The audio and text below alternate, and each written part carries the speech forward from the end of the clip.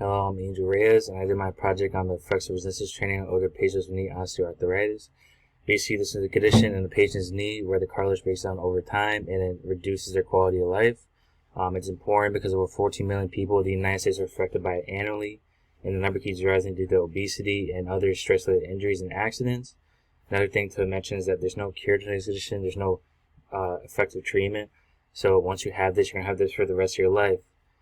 There are certain ways you can improve it, but the way I found is using resistance training.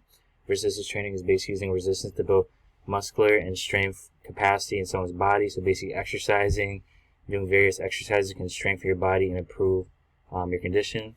One study I focused on was the one you see in front of you with the summary is basically from the Journal of Sports Medicine and Science. Basically, they compare yoga to resistance training.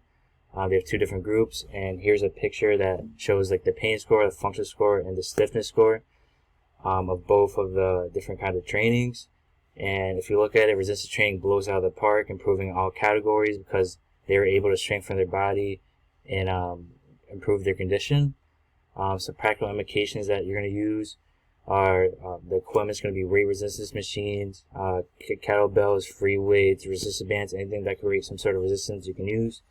And for the exercises, you're going to do various exercises like knee curls, leg curls, hamstring curls, calf raises, straight leg raises, hip abduction, stuff like that. That's going to improve your leg condition. As of right now, they're looking into some future experiments is like using steroids or anti-inflammatory medication, but as of right now, they're experimental and they don't really do that much. Basically, it's important because this can affect me, a 20-year-old man, or it can affect a 50-year-old man or a woman. It can affect all of us in some sort of way, and it's just important that we use resistance training to improve our quality of life, because again, we're going to have it for the rest of our life. So here's a treatment that everyone can do, and especially at their homes if they don't go to the gym. Anyways, thank you, and have a good day.